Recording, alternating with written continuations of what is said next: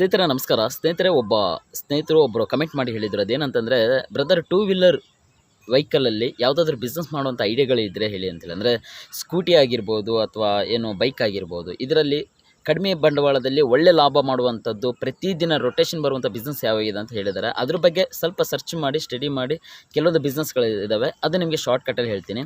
ಮೊದಲನೇದಾಗಿ ಏನಂತಂದರೆ, ಬಿಸ್ನೆಸ್ಸಲ್ಲಿ best business ಅಂದರೆ ಹೋಮ್ ಡೆಲಿವರಿ ಬಿಸ್ನೆಸ್. ನೀವು ಗ್ರಾಹಕರ ಹತ್ರ, ಅಂದರೆ ಯಾರು ಕಸ್ಟಮರ್ ಇರ್ತಾರೆ ಅವ್ರ ಮನೆ ಬಾಗಿಲಿಗೆ ಹೋಗಿ ನಿಮ್ಮಲ್ಲಿರುವಂಥ ಐಟಮ್ಸ್ ಏನೇ ಇರಲಿ, ಯಾವುದೇ ಒಂದು ಮೆಟೀರಿಯಲ್ ಇರಲಿ, ಯಾವುದೋ ಒಂದು ವಸ್ತು ಇದ್ದರೆ ಅದು ನಾವು ಅವ್ರ ಮನೆ ಬಾಗಿಲಿಗೆ ತಲುಪಿಸಿ ವ್ಯಾಪಾರ ಮಾಡ್ತಾಯಿದ್ದೀವಿ ಅಂತಂದರೆ, ಖಂಡಿತವಾಗ್ಲೂ ನಾವು 10 ಜನ ಭೇಟಿ ಮಾಡಿ ಎಕ್ಸ್ಪ್ಲೇನ್ ಮಾಡಿದ್ರೆ ಅದರಲ್ಲಿ ಮಿನಿಮಮ್ ಅಂದರೆ 2 ಜನ ಅಂದರೂ ಪರ್ಚೇಸ್ ಮಾಡೇ ಮಾಡ್ತಾರೆ. ಇದರಿಂದ ನಮಗೆ ಜನಗಳ ಒಂದು ಅಭಿಪ್ರಾಯವೂ ಗೊತ್ತಾಗುತ್ತೆ, ಬಿಸ್ನೆಸ್ಸಲ್ಲಿ ಹೇಗೆ ಬೆಳೆಯೋದು ಅನ್ನೋದು ನಾಲೆಡ್ಜ್ ಸಿಗುತ್ತೆ, ಜನಗಳಿಗೆ ಬೇಕಾಗಿರುವಂಥ ಯಾವ ಬೇಡಿಕೆ ಇದೆ ಅದನ್ನು ಕೂಡ ನಮಗೆ ಕ್ಯಾಚ್ ಮಾಡ್ಬೋದು. ಸೊ ಹಾಗಾಗಿ ಪ್ರತಿದಿನ ನಿಮಗೆ ರೊಟೇಷನ್ ಬರುವಂಥ ಬಿಸ್ನೆಸ್ ಐಡಿಯಾಗಳು ಇದನ್ನು ನಿಮಗೆ ತಿಳಿಸ್ತಾ ಹೋಗ್ತೀನಿ. ಫಸ್ಟ್ ಒನ್, ಹಾಲು ಮಾರೋದು. ನಿಮ್ಮಲ್ಲಿ ಟೂ ವೀಲರ್ ಬೇಕಿದ್ರೆ ಅದಕ್ಕೆ ಸಂಬಂಧಪಟ್ಟಾಗಿ ಕ್ಯಾರಿಗಳನ್ನೆಲ್ಲ ಮಾಡಿಕೊಂಡು ನೀವು ಹಳ್ಳಿಗಳಲ್ಲಿ ಕಡಿಮೆ ರೇಟಿಗೆ ನೀವು ಹಾಲನ್ನು ಪರ್ಚೇಸ್ ಮಾಡಿ ಅದನ್ನು ನೀವು ಸಿಟಿ ಏರಿಯಾ ನಗರಗಳಲ್ಲಿ ಇರುತ್ತಲ್ಲ ಅಲ್ಲಿ ಅವ್ರ ಮನೆ ಡೋರಿಗೆ ಹೋಗಿ ಹಾಲನ್ನು ಕೊಡ್ತೀವಿ ಅಂತಂದರೆ ಖಂಡಿತವಾಗ್ಲೂ 101% ಇದನ್ನು ಪರ್ಚೇಸ್ ಮಾಡ್ತಾರೆ. ಇದರಿಂದ ನಿಮಗೆ ಒಳ್ಳೆ ಆದಾಯ ಬರುತ್ತೆ ಹಾಗೂ ಪ್ರತಿದಿನ ರೊಟೇಷನ್ ನಿಮಗೆ ಬಿಸ್ನೆಸ್ ತಂದುಕೊಡುತ್ತೆ. ಹಾಗೆ ಈ ಬಿಸ್ನೆಸ್ಗೆ ನಿಮಗೆ ಸಾವಿಲ್ಲ ಹಾಗೂ ಈ ಬಿಸ್ನೆಸ್ಗೆ ನಿಮಗೆ ಲಾಸ್ ಆಗೋದಕ್ಕೆ ಚಾನ್ಸೇ ಇಲ್ಲ. ಹಾಗೆ ನಿಮಗೆ ಒಂದು ಸೆಕೆಂಡ್ ಒನ್ ಹೇಳ್ಬೇಕಂತಂದರೆ ತರಕಾರಿ ಬಿಸ್ನೆಸ್ಸು ಪ್ರತಿದಿನ ಪ್ರತಿ ಮನೆಗೆ ಅವಶ್ಯಕತೆ ಅಂತ ಬೇಕಂತೆ ಏನಾದರೂ ಅನಿವಾರ್ಯವಾಗಿ ತಗೊಳ್ಳೇಬೇಕು ಅಂಥದ್ದು ಬಿಸ್ನೆಸ್. ಈ ತರಕಾರಿ ಬಿಸ್ನೆಸ್ ನೀವು ಮಾಡೋದ್ರಿಂದ ಎಷ್ಟು ಬೆನಿಫಿಟ್ ಇದೆ ಅಂತ ಹೇಳಿದ್ರೆ, ನಿಮಗೆ ಡೈಲಿ ಕಸ್ಟಮರ್ ಕಾಯಂ ಆಗಿಬಿಡ್ತಾರೆ. ಇದರಿಂದ ನಿಮಗೆ ಯಾರ್ಯಾರಿಗೆ ಯಾವ್ಯಾವ ತರಕಾರಿ ಬೇಕಾಗಿದೆ ಅಂತೇಳಿ ಮಾರನೇ ದಿವಸ ತರೋದಕ್ಕೆ ನಿಮಗೆ ತುಂಬ ಯೂಸ್ ಆಗುತ್ತೆ. ಹಾಗೆ ಹೋಲ್ಸೇಲ್ ಹೋಗಿ ಕಡಿಮೆ ದರದಲ್ಲಿ ಪರ್ಚೇಸ್ ಮಾಡಿ ಪ್ರತಿದಿನ ನೀವು ತರಕಾರಿಯನ್ನು ಸೇಲ್ ಮಾಡಿ ಇದರಿಂದ ಒಳ್ಳೆ ಆದಾಯ ಮಾಡ್ಬೋದು. ಇದು ಕೂಡ ನಿಮಗೆ ಟೂ ವೀಲರಲ್ಲಿ ಒಂದು ಕ್ಯಾರಿ ಮಾಡಿಕೊಂಡು ಒಂದು ಟ್ರೇಯನ್ನು ಕಟ್ಕೊಂಡು ನೀವು ಡೈಲಿ ಅವ್ರ ಮನೆ ಬಾಗಿಲು ಹೋಗಿ ಸೇಲ್ ಮಾಡ್ಬೋದು. ಹಾಗೆ ಮೂರನೇದು ಅಂತ ಹೇಳಿದರೆ ಮಸಾಲೆ ಐಟಮ್ ಬಿಸ್ನೆಸ್.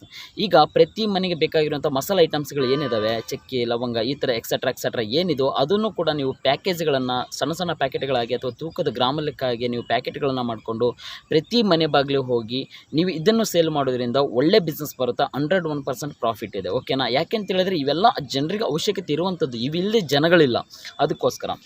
ಹಾಗೆ ನೆಕ್ಸ್ಟು ಬಟ್ಟೆ ವ್ಯಾಪಾರ. ನಿಮ್ಮಲ್ಲಿ ಏನಾದರೂ ಹೋಲ್ಸೇಲ್ ನಿಮಗೆ ಐಡಿಯಾಸ್ ಇದ್ದರೆ ಹೋಲ್ಸೇಲ್ಸ್ ಹೋಗಿ ಎಲ್ಲಿ ಕಡಿಮೆ ದರದಲ್ಲಿ ಬಟ್ಟೆ ಸಿಗುತ್ತೋ ಆ ಒಂದು ಪ್ಲೇಸಿಗೆ ಹೋಗಿ, ಈಗ ಮಕ್ಕಳ ಬಟ್ಟೆಗಳಾಗಿರ್ಬೋದು, ಸ್ಯಾರೀಸ್ಗಳಾಗಿರ್ಬೋದು, ನೈಟಿ ಆಗಿರ್ಬೋದು, ಹೆಣ್ಮಕ್ಳ ಬಟ್ಟೆ ಆಗಿರ್ಬೋದು, ಈ ಥರ ಸಂಬಂಧಪಟ್ಟಾಗೆ ನೀವು ಬಟ್ಟೆಗಳನ್ನು ಕಡಿಮೆ ರೇಟದಲ್ಲಿ ದರದಲ್ಲಿ ತಂದು ಪ್ರತಿಯೊಂದು ಏರಿಯಾದಲ್ಲಿ ಒಂದು 10 ರೂಟ್ಗಳನ್ನು ಇಟ್ಕೊಂಡು ಪ್ರತಿಯೊಂದು ದಿನ ಒಂದು ರೂಟಿಗೆ ಹೋಗಿ ಕಡಿಮೆ ದರದಲ್ಲಿ ಬಟ್ಟೆಗಳನ್ನು ಸೇಲ್ ಮಾಡೋದ್ರಿಂದ ನಿಮಗೆ ಒಳ್ಳೆಯ ಆದಾಯ ಗಳಿಸ್ಬೋದು.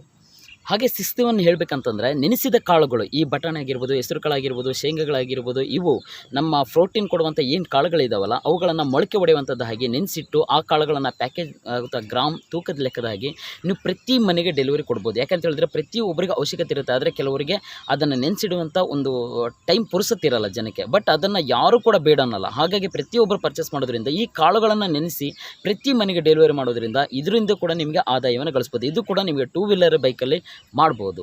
Cosmetic items. ಈ ಕಾಸ್ಮೆಟಿಕ್ ಐಟಮ್ಸ್ ಏನಿದೆ ಹೆಣ್ಮಕ್ಳಿಗೆ ಪ್ರತಿಯೊಬ್ಬರಿಗೆ ಯೂಸ್ ಆಗುವಂಥ ಕಾಸ್ಮೆಟಿಕ್ ಐಟಮ್ಸ್ ಆಗಿರ್ಬೋದು, ಹೇರಿಂದ ಹಿಡಿದು ಬಾಡಿಯಿಂದ ಹಿಡಿದು ಫೇಸಿಗೆ ಯೂಸಿಂದ ಹಿಡಿದು ಹೆಲ್ತಿಂದ ಹಿಡಿದು ಪ್ರತಿಯೊಂದು ಕಾಸ್ಮೆಟಿಕ್ ಐಟಮ್ಸ್ ಪ್ರತಿಯೊಂದು ಏರಿಯಾದಲ್ಲಿ ಈಗ ಬ್ಯೂಟಿ ಪಾರ್ಲರ್ಗಳಿರುತ್ತೆ. ಆ ಬ್ಯೂಟಿ ಪಾರ್ಲರ್ ಹೋಗಿ ಅವ್ರಿಗೆ ಕಾಂಟ್ಯಾಕ್ಟ್ ಆಗಿ ನಮ್ಮಲ್ಲಿ ಇಂಥ ಒಂದು ಕಡಿಮೆ ರೇಟಲ್ಲಿ ಕಾಸ್ಮೆಟಿಕ್ ಐಟಮ್ಸ್ ಸಿಗುತ್ತೆ ಅಂತೇಳಿ ಕಡಿಮೆ ದರದಲ್ಲಿ ಅವರಿಗೆ ಸೇಲ್ ಮಾಡೋದ್ರಿಂದ, ನೀವು ಹೋಲ್ಸೇಲ್ ತಂದು ಅವ್ರಿಗೆ ಕಡಿಮೆ ದರದಲ್ಲಿ ಸೇಲ್ ಮಾಡೋದ್ರಿಂದ ಇದರಿಂದ ಕೂಡ ನಿಮಗೆ ಕಾಯಂ ಎಷ್ಟೋ ಬ್ಯೂಟಿ ಪಾರ್ಲರ್ ಶಾಪ್ಗಳು ಕಾಯಂ ಆಗಿರ್ತಾರೆ, ಕಾಯಂ ಕಸ್ಟಮರ್ ಸಿಗ್ತಾರೆ. ಇದರಿಂದ ನೀವು ಸೇಲ್ ಮಾಡೋದ್ರಿಂದ ಒಳ್ಳೆ ಪ್ರಾಫಿಟ್ ಕೂಡ ಗಳಿಸ್ಬೋದು.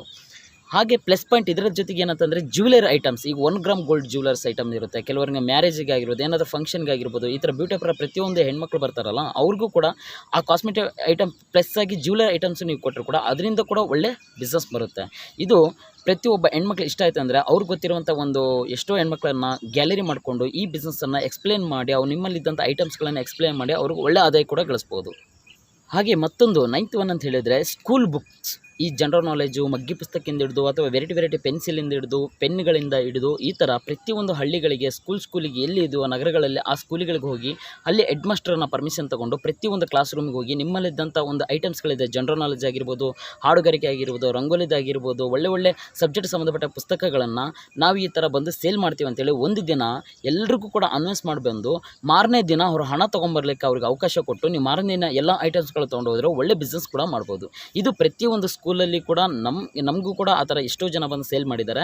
ಹಾಗಾಗಿ ಪ್ರತಿಯೊಂದು ಸ್ಕೂಲಿಗೆ ಹೋಗಿ ಈ ಥರ ಬುಕ್ಕು, ಪೆನ್ಸ್, ಈ ಒಂದು 2 ವೀಲರ್ ಬೈಕಿಂದ ನೀವು ಬಿಸ್ನೆಸ್ ಮಾಡ್ಬೋದು. ಇದು ಒಂದು ಸ್ಟ್ಯಾಂಡರ್ಡ್ ಬಿಸ್ನೆಸ್ ಆಗಿರುತ್ತೆ, ಒಳ್ಳೆ ಇನ್ಕಮ್ ಕೂಡ ಇದೆ. ಯಾಕೆಂದರೆ ಪ್ರತಿಯೊಂದು ಸ್ಕೂಲಲ್ಲಿ ಪ್ರತಿಯೊಂದು ಕ್ಲಾಸ್ನಲ್ಲಿ ಮಿನಿಮಮ್ ಒಂದು 30 ಜನ ಇದ್ದರೂ ಅದರಲ್ಲಿ ಒಂದು 10 ಜನ ಅಂತೂ ಪರ್ಚೇಸ್ ಮಾಡೇ ಮಾಡ್ತಾರೆ.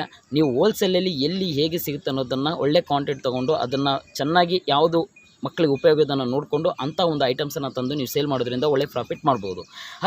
ಹಾಗೆ ಇನ್ನು ಲಾಸ್ಟ್ ಒನ್ ಅಂತ ಏನಂತ ಹೇಳಿದ್ರೆ, ಈಗ ಪ್ರತಿಯೊಂದು ಮನೆಗೆ ಹೋಮ್ ಕ್ಲೀನ್ ಯೂಸ್ ಮಾಡುವಂಥದ್ದು ಫ್ಲೋರ್ ಕ್ಲೀನರ್ ಆಗಿರ್ಬೋದು, ಪಿನಲ್ ಆಗಿರ್ಬೋದು, ಬಟ್ಟೆ ಸೋಪ್ ಆಗಿರ್ಬೋದು, ಈ ಥರ ಪ್ರತಿಯೊಂದು ಐಟಮ್ಸ್ಗಳನ್ನು ನೀವು ಮನೆಗೆ ಡೆಲಿವರಿ ಕೊಡೋದ್ರಿಂದ, ಸೇಲ್ ಮಾಡೋದ್ರಿಂದ ಇದರಿಂದ ಕೂಡ ಒಳ್ಳೆ ಆದಾಯನ ನೀವು ಗಳಿಸ್ಬೋದು. ಇವೆಲ್ಲ ಕೂಡ 2 ವೀಲರ್ ಬೈಕಲ್ಲಿ ನೀವು ಮಾಡಬೇಕಾದಂಥ ಬೆಸ್ಟ್ ಬಿಸ್ನೆಸ್ ಐಡಿಯಾಗಳು.